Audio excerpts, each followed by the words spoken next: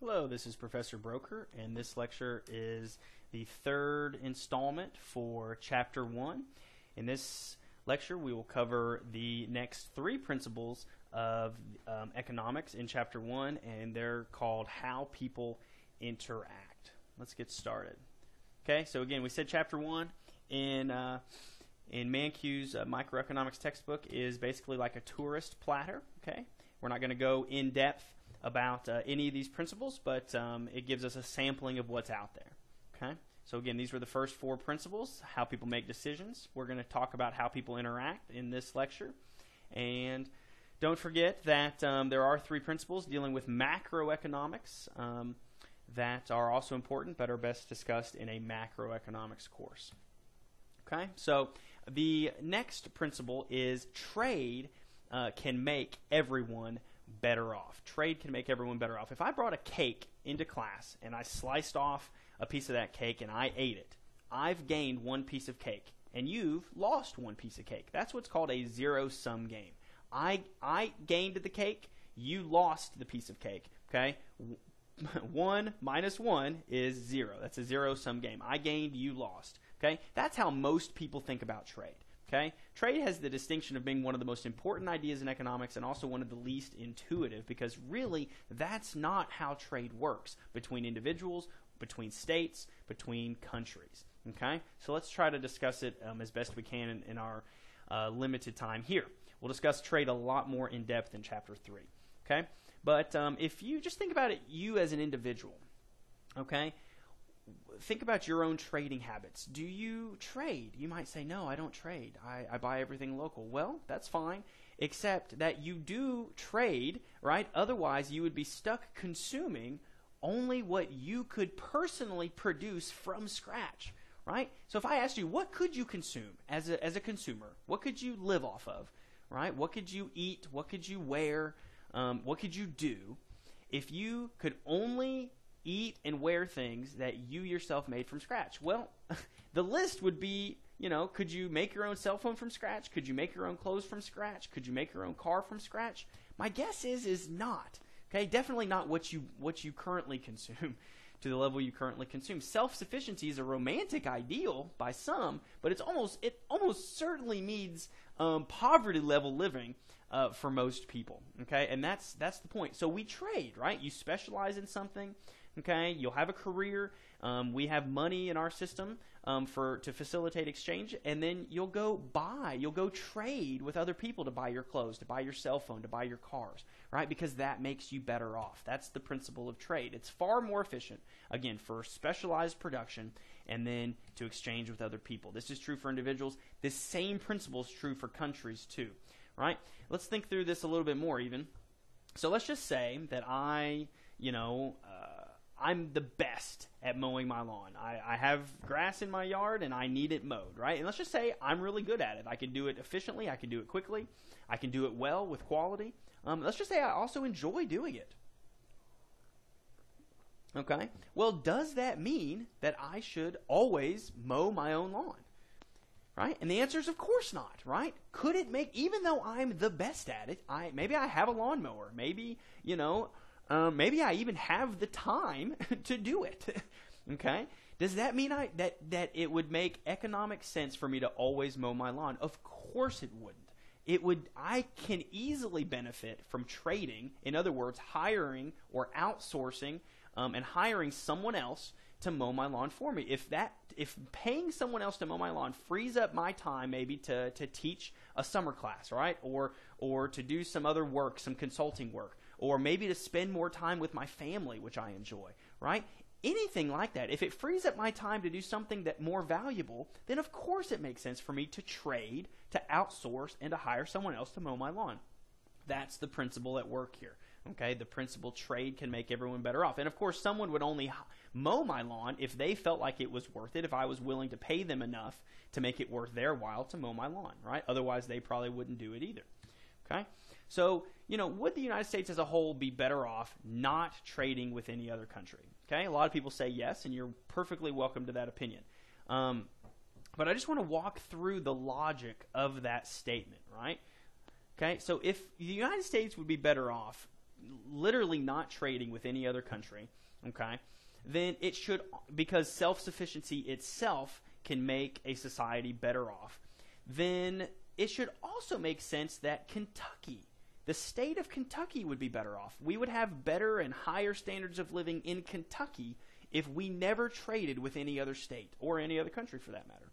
And if that's true, then it should also be true that if Callaway County was completely self-sufficient, that we didn't import anything in Callaway County from any other, part of the world, that we would be better off. And then if that's true, it should also be true that that we limited ourselves to just Murray, Kentucky, only what we could, produce in Murray, Kentucky, right? And we didn't import anything else into Murray, then that should make us better off. And if that's true, then it should also be true that every family, right, in the world would be better off by never trading with any other family. But they were just totally self-sufficient. Now, again, that's maybe a romantic ideal for some, but it would almost certainly mean poverty-level living, because each family would barely be able to produce enough for them to survive on. Same thing with Murray, Callaway County. And then you just apply the principle on up. We actually have higher standards of living in our families, in our cities, in our counties, in our states, and in our countries because of trade between them. Okay, and we'll talk more about this principle in Chapter 3. Now, talking about economies, each economy in a state, in a city, in a country has to answer some basic questions. For example, what are we going to produce? There's different resources, and there's different things that we can use our resources to produce. We can't produce literally everything we might want to because we have limited resources, scarce resources. But what are we going to produce? How are we going to organize production to produce them? And then who's going to get the output, right? What does consumption look like? Okay, how are we going to accommodate change, maybe changing preferences and so on? How are we going to promote progress? We like standards of living to continually increase. How are we going to promote that kind of progress and achieve economic growth? There's basically two types of economic systems that exist in the world. There's command-type systems, which might be best, the term you might be familiar with is kind of like communism, okay? These are countries that make economic decisions literally for the whole country from the top down. They basically have, decision-making committees, something like this. This is Russia, but think about the former Soviet Union and, maybe also countries like Cuba, North Korea. They have literally decision-making bodies at the top of maybe a few dozen people who are literally making decisions, economic decisions about production and consumption and prices, literally for the entire country. Okay, that's economically speaking, that's again, a command-type system. Again, we might call it communism from an economic perspective. Okay, on the other end of the spectrum is what we might call markets. The term you're probably familiar with when we talk about market-oriented economies is capitalism. And some terminology surrounding capitalism is the invisible hand. Okay, that's what this is supposed to be down here, the invisible hand. And this was a phrase coined by economist Adam Smith, who's the founder of modern economics back in the 18th century. And basically his idea was, rather than a small group of people at the top making decisions for the whole country, why don't we let individuals, the millions of people at the bottom, make decisions with each other, both producers and consumers, in the marketplace, by letting the free market operate and letting people pursue their own interests. What his point is they frequently promote that of society more effectually than when they really intend to promote it. In other words, his point was, when markets are led by the invisible hand, when production and consumption decisions are led by the invisible hand, his prescriptive point was that they can actually lead to better outcomes. Okay, but we're going to talk about that a little bit more. But these are two types of systems: communism, command-type economies, and market-oriented economies. Okay, so again, we got to have Cuba, North Korea kind of are close to our command. The United States is not a perfect market economy, but it's it's pretty close. We're mostly a market-oriented economy. Hong Kong would be a country that's probably, or an entity that's a little bit closer to a pure market economy. And then there's lots of other countries in between. Okay, so what are some differences? Well, private property is a feature of a market economy. Collective property is a feature of command economy. So, like, for example, in the former Soviet Union, this was Russia, right? Before the collapse of the Soviet Union in the early 1990s, tractors by farmers were owned collectively. Individual farmers did not own tractors. They shared tractors with each other. Whereas in the United States, we're mostly a market-oriented economy, which means you can own a tractor. If you're a farmer in Callaway County, you can own your own tractor. You can own your own equipment. You can own the land, which is not true necessarily in a collective or in a command communistic type of economy. Okay? Another difference is the means of production. Factories and equipment and other things, industries, these means of production can be owned by private citizens and private corporations in a market economy.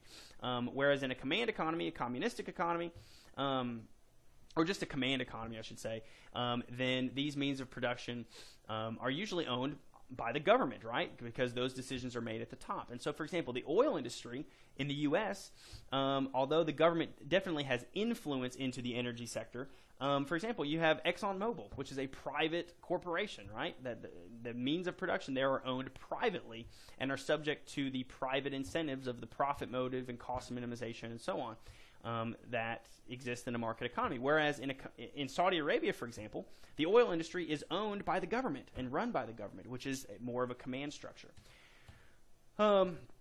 In a command economy, governments will set the prices and output quotas of various goods and services, whereas in a market economy, it's, again, that phrase, the invisible hand, okay, will allocate resources and products and services through the forces of supply and demand, okay?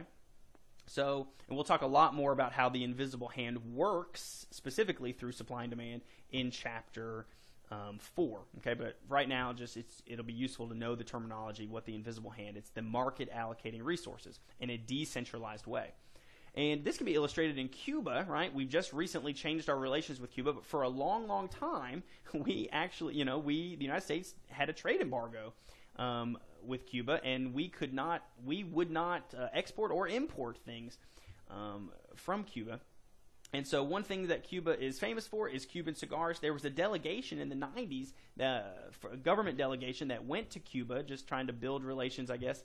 And they were allowed to bring back $100 of Cuban stuff back to the United States, which was a privilege at the time because, again, we had this trade embargo. Well, of course, they took their $100 and they wanted to go around and buy as many things as possible. They wanted to find the best price on Cuban cigars so that they could bring as many back as possible. And they went from store to store to store to store, like typical Americans, looking for the best deal. And then they realized something. They realized all the prices are the exact same everywhere they went. And the reason is fundamental. The reason is because the Cuban government sets the price for cigars. And an individual store owner cannot change that price. And if they do, they can get in a lot of trouble. And that's very different, right? In a market economy in the United States, a store owner might want to sell them at a cheaper price to you because they want to try to get rid of their cigars, or they think, they can attract more business by offering a sale and maybe make more money in the long run. And so, but those incentives aren't in place in a command economy. So who determines what gets produced, specifically in a market economy? If the government doesn't determine it, who determines it? And it leads me to ask this question: when's the last time you had a McPizza? My guess is you haven't had one, right? McPizzas, they came several years ago, and then they went very quickly because they were terrible. McDonald's offered pizzas, and that's terrible, They were awful. People didn't buy them. People didn't want them. McDonald's thought people wanted them, and then they quickly realized that people weren't buying them and didn't want them, so they quickly pulled them from their shelves, right? Let's think about something else that McDonald's offered. McCafes, these specialty coffee drinks, right? They started offering these several years ago because they thought people wanted to buy them, and now they've been expanding their offerings of these McCafes, these coffee drinks, okay? Why? Because people have been buying them. Okay, so again, people didn't buy McPizzas, so McPizzas quickly, went away, and McDonald's stopped producing McPizzas. McCafes are very popular, and so McDonald's continues to offer more and more coffee drinks. So it leads me to ask this question: who is really deciding, what gets produced and sold at McDonald's? The answer is you, me, the consumer. In market economies, production is guided by the invisible hand through consumer sovereignty. Consumers decide what gets produced. McDonald's hoped that people would like McPizzas, but they didn't. And McDonald's isn't stupid. If people aren't going to buy McPizzas, then they're going to stop trying to sell them. Same thing with McCafes, right? If people buy them, McDonald's is going to offer more of them, and vice versa. So consumer sovereignty drives the production process of in a market economy like the United States, again, and what drives the businesses to basically respond to consumer sovereignty is the profit motive. Businesses want to make money, right? And so because they can make money, businesses can make a profit in a market economy, in a capitalistic economy. They can make money, and the more that they offer or try to sell you of things that you want, okay, then the more money they can make. And so that gives them an incentive to give you and try to make and sell you what you want. Okay, and before we get all haughty about, well, I don't think businesses ought to obey, out of self-interest, profits are evil. I also think about it from an individualistic standpoint, right? So if I go into a restaurant and they bring me food, the reason they're bringing me food is because they want my money. They're trying to make money off of me, right? And, I might get offended by that until I realize I'm not giving them my money out of charity, am I? And if I don't like their food, what am I going to do? I'm probably not going to ever come back, right? Why am I doing that? Why am I not giving my money to them for charity? I expect them to give me my meal, right? I expect good customer service. I expect a good quality meal, and if I don't get it, I'm not going to come back. That's my own self-interest. So consumers operate in self-interest, and so do businesses. That's how a market economy from both directions operates. So here's a summary. There's in command economies, there's public ownership, there's centralized decision-making, economic planning, and allocation of resources by command. A country like North Korea is a command type of economy. A country like the United States is mostly market-oriented. We have private property, freedom of choice for the most part. It's driven by self-interest and the profit motive. Markets and prices, which we'll talk about more in Chapter 4. Competition, which is what helps regulate a industry that doesn't have a lot of government involvement. So you might say, well, gosh, one of the features of a market economy is limited government. But if we have limited government in certain cases, how can we be sure that we're getting good quality products? Well, it's simple. If there's competition, how can I be sure that a business is going to try to offer, good quality, maybe a good quality product with good quality service at a reasonable price? Well, the more competition that company faces from other companies, right? If they offer a terrible product for a really high price, nobody's going to buy it, right? And so, at least not for very long, and so they'll go out of business. So they have an incentive, if there's lots of competition in business, they have an incentive to offer consumers what they want, good quality products and services at a reasonable price. So to the degree that there's lots of competition, that the more limited government can be. The less competition there is, we're going to see in just a second actually, is justification for more government involvement to try to either increase competition or to provide some regulatory apparatus. We'll talk about that more in just a second. Okay? So all of that to say, I gave you this framework for understanding how economies can be organized. All of that to say, our next principle is that markets are usually a good way to organize economic activity. Markets are usually a good way to organize economic activity. I'm just going to use one anecdotal example before we look at some empirical numbers, just to basically show why economists tend to lean more towards market organized economies as a better approach to helping people economically. Okay, let's look at North and South Korea. In the 1950s, the Korean War ended. We had two devastated countries, devastated populations, but have similar cultures, similar starting points in terms of their economies were decimated. And we had two completely different organizations of structure. So North Korea organized as a communist country with a command economy, and South Korea organized as the North is over here, and then South Korea organized as more of a market-oriented economy. And the results have been staggering over the decades. As of 2010, according to the CIA World Factbook, North Korea had an economy of only about $40 billion. Okay, that was their GDP. Whereas South Korea, roughly the same population, same people, same culture, okay, had an economy of $1.2 trillion. That shakes out to about $1,800 per person in North Korea and almost $25,000 per person in South Korea. Right? The results have been staggering. The people of South Korea, economically speaking, are phenomenally better off than their North Korean counterparts. And it's easy to say that it's predominantly because of the way they've organized their economy as more of a market-oriented economy. Here's a picture from space. Here we have, and you can just see the results. Basically, what I just told you in numbers, you can see visually, right? This black area is North Korea, as seen from space. And you can see the lack of economic activity going on. This down here is South Korea, and you can see the difference, right? You can see the difference.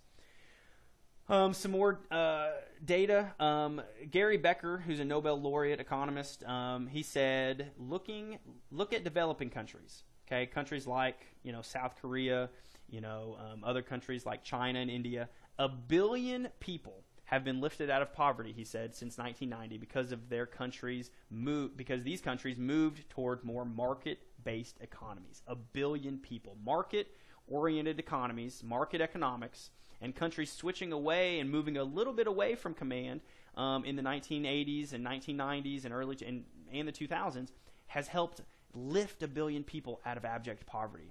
Right? It's been amazing. You can see graphically here what's going on.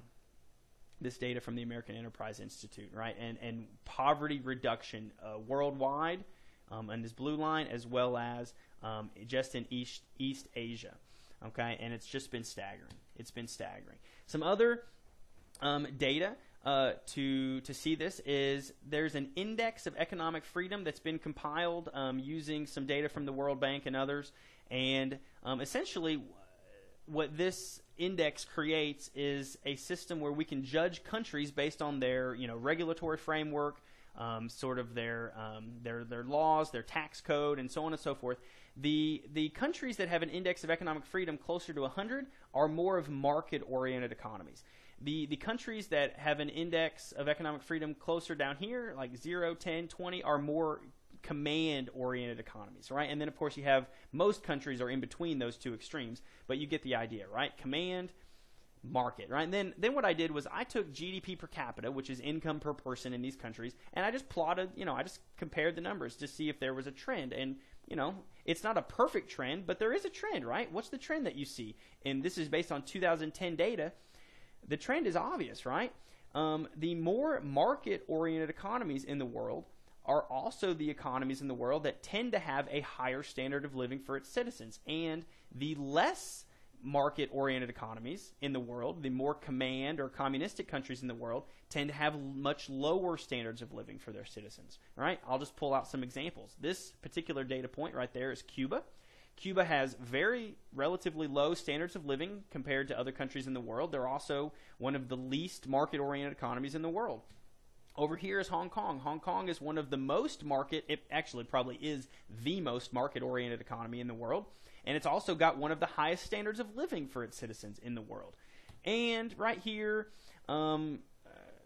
is the United States. And the United States obviously is very market-oriented compared to most other countries in the world. And we also have one of the highest standards of living for our citizens in the world. So, again, just putting some empirical data to help drive home this point that, again, markets are usually a good way to organize economic activity. But that's not always the case, right? So our last principle is that governments can sometimes improve market outcomes. No reasonable person would argue that markets are perfect and that you don't need a government. Of course you need a government, right? Governments have to do one very essential thing, which is establish property rights and laws. You can't even have a business. You're not even going to invest in a business in a substantial way if you think someone can just come along and steal everything of yours and there's no repercussions, there's no judicial system. So, of course, you have to have a strong government, at least for legal institutions, right, and some other property right institutions, okay, which the United States have and other countries have. And so that's very important at increasing efficiency. Governments can also, we're going to talk about this much later, but they can correct for market failures. Okay, one specific type of market failure is market power. Remember I said that competition is a wonderful regulatory apparatus, because if businesses have to compete with one another, then they're going to try to do what's best for the consumer, and that's very hard on businesses. But think about the situation where maybe there's only one business, offering a product or service for a consumer, or maybe two. well, all of a sudden you don't have very much competition. And so then those firms would have market power, which might enable them to take advantage of consumers, maybe charge higher prices, and so on, not be very responsive. And so in that case, the government can actually try to help improve the market failure by limiting market power. And there's various ways they can do that. We'll talk about that in chapter 15. Another type of market failure is externalities. These can be negative externalities like pollution, okay, where maybe businesses are competing and offering products, but they're polluting, and so then that's causing problems to third-party participants. And so, maybe the government can step in and help mitigate some of those costs.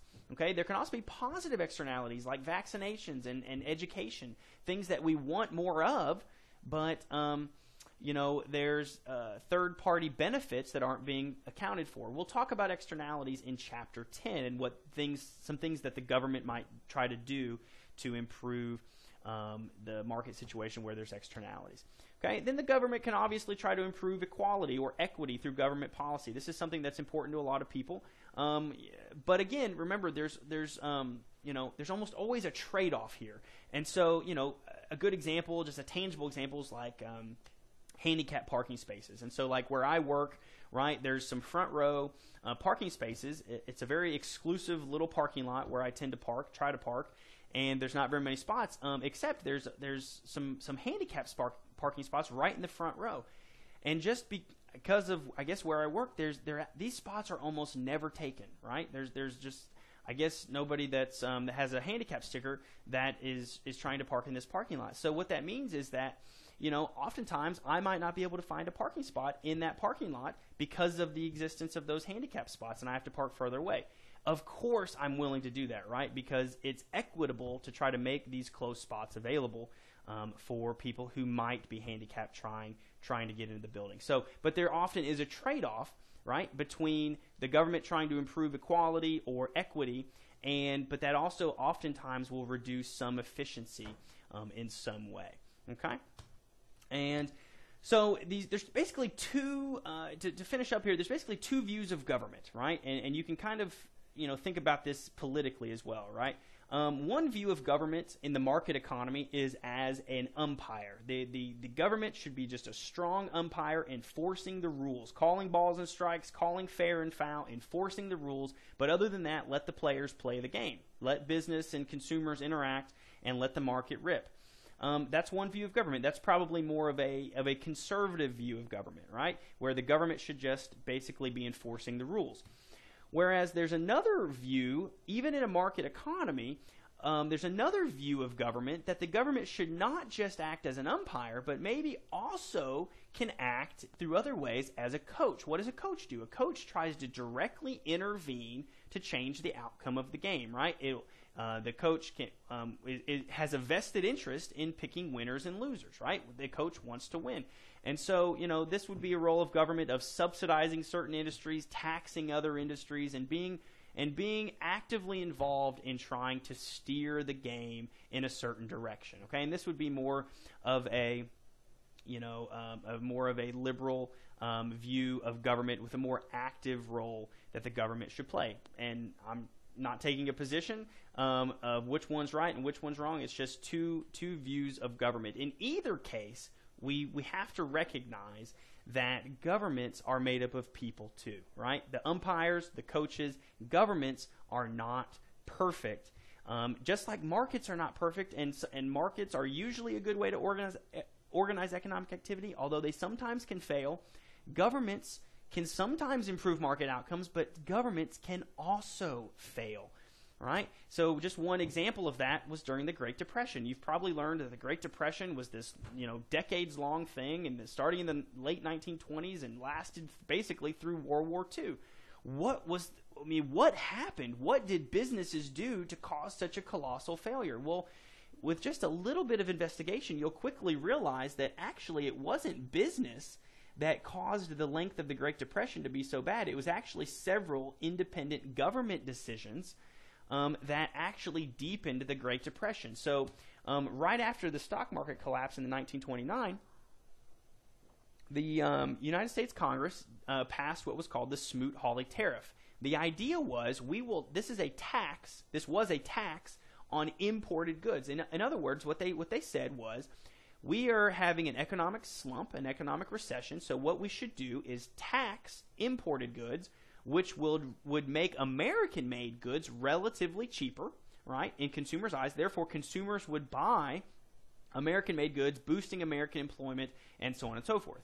You might have heard this story before, because this is something that's often talked about even today, that people should, buy less, we should not trade with other countries and buy more American goods, and then that would improve employment. Well, if you investigate the 1930s and the Smoot-Hawley tariff, you would quickly realize that by cutting off trade with other countries, and by other countries responding by cutting off trade with us, it immediately resulted in a spike in U.S. unemployment. The economy got tremendously worse after we passed the Smoot-Hawley tariff compared to before. And it's because when we cut off trade, right, then all of a sudden the things we were exporting to other countries, which was helping U.S. employment, also got cut off, which means those jobs were lost, and it spiraled into a deeper recession.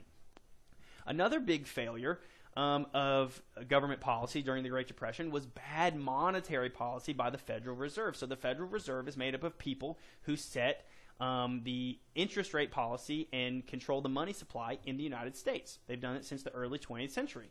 Well, the experts, quote unquote, at the Federal Reserve, what they did was they raised interest rates too soon during the 1930s. And so they thought we were recovering. We weren't. They raised interest rates, which increased the cost of business, which caused less hiring, less investment, which plunged us into another recession in the mid and late 1930s. Okay? And so again, both of these are examples, and there's actually other examples just with the Great Depression, but these are just two examples of how the government trying to help, right? The government had good intentions. And so markets can be good. They can sometimes fail. The government often tries to help and can help in some ways, but the government can also make mistakes. And so it takes a critical analysis to help us decipher, which policy really is best at a given time. So again, there's two basic types of market or economic systems, command and market. Most economies in the world are mixed economies with some market, with some markets, and then also maybe some government interventions, some more than others, and that's the world we live in, right? And so we just finished discussing the category of how people interact. Principles 5, 6, and 7 in Chapter 1. Trade can make everyone better off. Markets are usually a good way to organize economic activity, and governments can sometimes improve market outcomes. These first 7 principles are what are called the micro principles of economics, and that is what you'll be required to know for this course.